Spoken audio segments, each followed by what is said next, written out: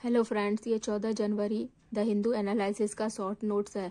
पहला तो है कि पहला न्यूज़ है वो बैन किया गया है इंडिया में 10 मिनट का डिलीवरी सर्विस को। अब ये जो है वो क्वेश्चन जो है वो पीटी में नहीं आएगा, ये मेंस का प्रोस्पेक्टिव से है इसमें, तो मैं मेंस का इसका आंसर राइटिंग बहुत जल्दी लेकर आऊँगी। तो राष्ट्रव्यापी हड़ताल किया गया था 31 दिसंबर को और उसमें डिमांड किया गया था कि 10 से 20 मिनट के अंदर जो मतलब स्विगी हुआ या जोमेटो हुआ, इसका जो 10 मिनट के अंदर जो फास्ट डिलीवरी का कॉन्सेप्ट है इसको समाप्त किया जाए। तो इसका जो है इसका क्या प्रभाव होता था कि मतलब जो डिलीवरी करते थे, डिलीवरी गिग वर्कर्स, उनका एक्सीडेंट होता था जल्दी पहुंचने, मतलब हेल्थ इशू बहुत ज़्यादा होता था। तो इसके ऊपर मेंस आंसर राइटिंग आएगा। तो मैं नेक्स्ट न्यूज़ है प्रिवेंशन ऑफ करप्शन एक्ट 1998 का, जिसका सेक्शन है 17A। मतलब प्रिवेंशन ऑफ करप्शन एक्ट जो है वो सरकारी अधिकारियों के खिलाफ जो भ्रष्टाचार का जितना भी जांच होता है या पूछताछ होता है, तो उसी से रिलेटेड ये सेक्शन 78 है। ये 2018 में लाया गया था कि कोई सरकारी अधिकारी कोई भ्रष्टाचार करता है तो किस कानून के सेक्शन के तहत उससे जो है वो पूछताछ किया जा सकता है या जाँच किया जा सकता है। तो उसी से रिलेटेड है ये सेक्शन 8। मतलब उस पर मुकदमा चलाया जाएगा जो पब्लिक सर्वेंट के ऊपर। ठीक है, तो उस पब्लिक सर्वेंट के ऊपर मुकदमा चलाने से पहले उनका संबंधित प्राधिकारी माने कॉम्पिटेंटेड अथॉरिटी से पहले जो है वो परमिशन लेना पड़ेगा। परमिशन मतलब प्रायर अप्रूवल का जरूरत पड़ता है। ठीक है, तो ये सेक्शन जो है ये क्या करता था, जितना भी ईमानदार मतलब सिविल सर्वेंट होते हैं उनको एक सुरक्षा कवच देता है। लेकिन जो भ्रष्टाचार लोग हैं, भ्रष्टाचार सिविल सर्वेंट थे, उनके लिए क्या हो गया, एक ढाल की तरह काम करने लगा। मतलब जो भ्रष्ट अधिकारी भी होते थे तो उनको लिए एक ढाल की तरह काम करने लग गया कि उनको पहले प्रायर अप्रूवल के बिना उनके ऊपर जो है किसी तरह का जांच नहीं किया जा सकता है। तो उसी से रिलेटेड ये सेक्शन 78 है। ठीक है, तो क्वेश्चन पूछा जा सकता है कि प्रिवेंशन ऑफ करप्शन एक्ट 1998 कब आया था, तो 2018 में आया था। और इसका या फिर ऐसे भी क्वेश्चन हो सकता है कि सेक्शन 78 किससे रिलेटेड है, तो ये प्रिवेंशन ऑफ करप्शन एक्ट 1998 मतलब भ्रष्टाचार निवारण अधिनियम के तहत ये आता है। और किससे कौन इसमें आते हैं, मतलब ये सिविल सर्वेंट लोगों के लिए है। देखिए पब्लिक सर्वेंट के लिए ये है। ठीक है, अब इसका जो है ये बोला जा रहा है कि सुप्रीम कोर्ट में मतलब मुकदमा चल रहा है कि सेक्शन 78 को हटा देना चाहिए।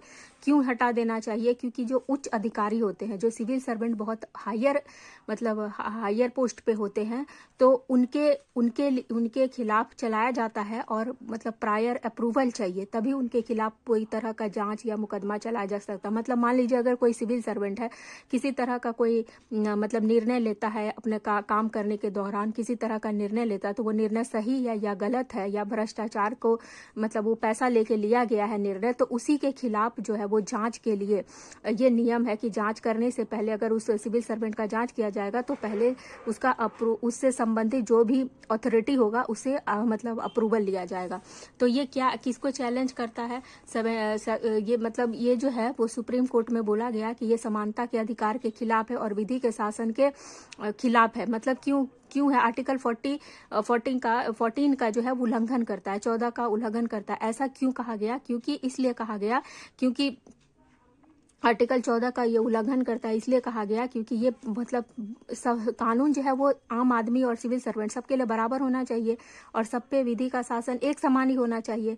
लेकिन इसमें ऐसा नहीं है। ये है क्या, उच्च अधिकारी जो सिविल सर्वेंट होते हैं उन्हीं के खिलाफ ये है, तो इसीलिए इसको सुप्रीम कोर्ट में चैलेंज दिया गया। और इसमें जो है वो स्प्लिट वर्डिक्ट मतलब 2 जजों का जो ओपिनियन है, इसमें जजमेंट दिया गया तो विरोध में दिया गया। किसी ने कहा कि इस सेक्शन 78 को रहने देना चाहिए और दूसरे जज ने कहा कि सेक्शन 17A को जो है वो 17 को हटा देना चाहिए। क्यों हटा देना चाहिए? तो मैंने बता ही दिया कि समानता के अधिकार का उल्लंघन करता है। ठीक है, और रूल ऑफ लॉ के भी खिलाफ है, विधि का शासन जो है 14 आर्टिकल के खिलाफ है, इसीलिए है।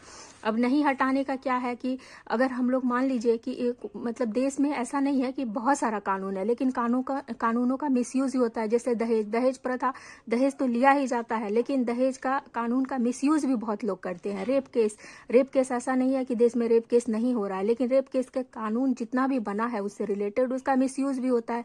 SC ST है तो SC ST पर भी अत्याचार होता है, लेकिन बहुत टाइम ऐसा भी होता है कि SC ST पर अत्याचार नहीं होता, मतलब उस कानून का जो है मिसयूज किया जाता है। तो बोला जा रहा है कि इसको कानून को रहने देना चाहिए, लेकिन कानून में जो कुछ कमी है, लूप होल्स है, उसको दूर करना है। ठीक है, तो क्वेश्चन किस तरह से आएगा, स्प्लिट वर्डिक्ट। स्प्लिट वर्डिक्ट क्या होता है, मतलब जब दो जज आपस में जो भी अपना जजमेंट देते हैं तो उस जजमेंट दोनों का अगर अलग अलग होता है, ठीक है, फैसला अगर अलग होता है तो उसी को बोला जाता है स्प्लिट वर्डिक्ट।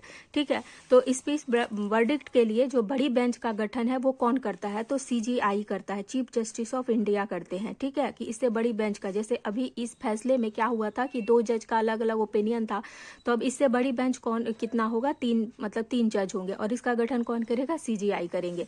उसके बाद है प्रोटेक्शन ऑफ करप्शन एक्ट 1998 का संबंध किस धारा से है, तो ये सेक्शन 17A से है। ऐसे मतलब इसी तरह से क्वेश्चन रहेगा या 3-4 स्टेटमेंट दिया रहेगा।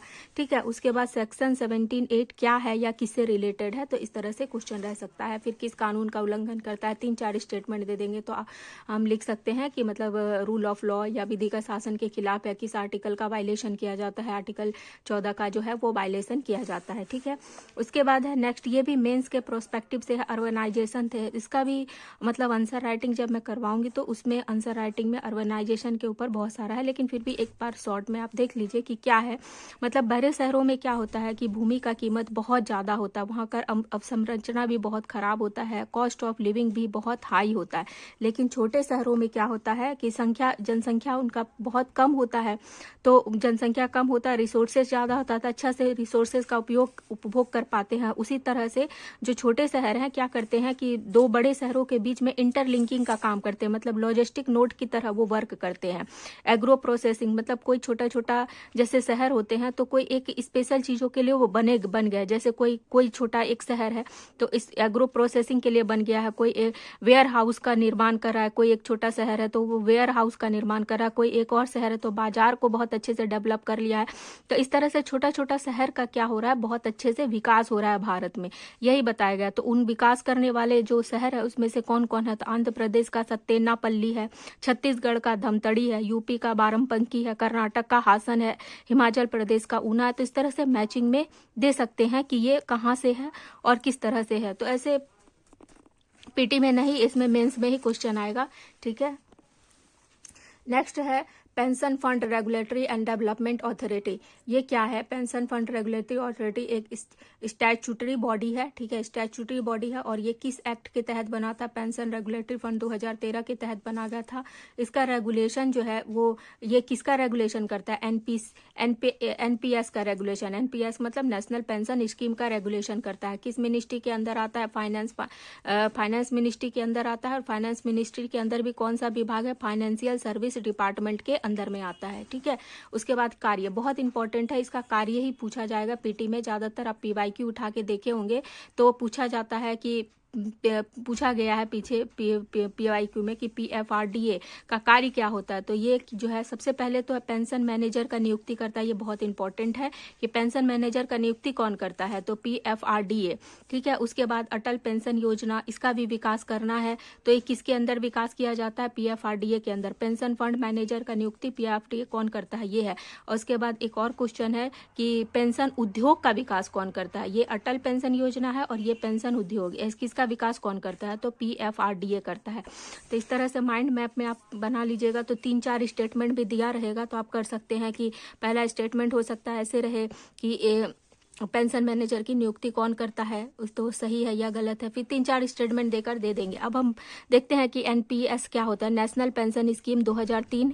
ये क्या है, एक कॉन्ट्रीब्यूटरी पेंशन है, मतलब अंशदान पेंशन है। थोड़ा सा पैसा गवर्नमेंट देती है और थोड़ा सा पैसा जो पेंशन जिसको दिया जाता है वो कॉन्ट्रीब्यूट करता है। ठीक है, और जब उनका रिटायरमेंट होता है तो वही पैसा उनको वापस मिल जाता है। ये शुरू में जो है वो सिर्फ गवर्नमेंट ऑफिशियल के ऊपर, मतलब सरकारी कर्मचारी के ऊपर लागू किया गया था 2003 में, लेकिन बाद में इसमें प्राइवेट कर्मचारी भी ऐड हो गए 2009 से, ठीक है। तो ये भी स्टेटमेंट के तौर पे दिया जा सकता है। एनपीएस किस में इस तरह से 1 2 3 4 इस तरह से स्टेटमेंट दे दिया जाएगा, कौन सही है या गलत है, या स्टेटमेंट को घुमा के गलत बना के भी दिया जा सकता है।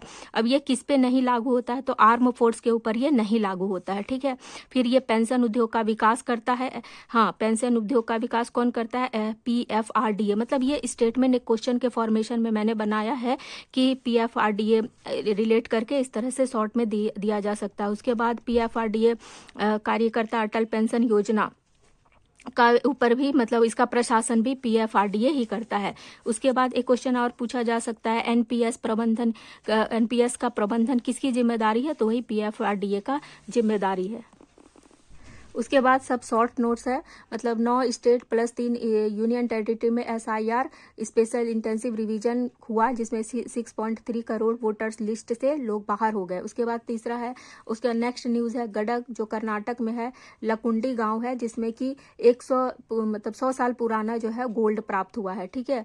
तो यही रहेगा कि 100 साल पुराना गोल्ड जो प्राप्त हुआ है वो किस गाँव से है और कहाँ से रिलेटेड है। उसका नेक्स्ट न्यूज़ है सबरीमाला में है ये एक मकर विलुक उत्सव मनाया जा रहा है। तो मकर विलुक उत्सव कहाँ पे मनाया जाता है, इस तरह से क्वेश्चन रह सकता है। उसके बाद ABC रूल 2023, ये किससे रिलेटेड है? मतलब animal birth control stray dog से रिलेटेड है। इनको संख्या को कम करने का जिम्मेदारी किसका है? स्टेट गवर्नमेंट का है, और नगर निगम इसमें असफल रहा है। मतलब उसका संख्या कैसे कम होगा? स्टेरिलाइजेशन से और वैक्सीनेशन से। नेक्स्ट है डिजिटल अरेस्ट को कंट्रोल करने का जो डिपार्टमेंट है इंटर मिनिस्ट्री कमेटी है, और ये गृह मंत्रालय के अंदर आता है, ठीक है। Next answer writing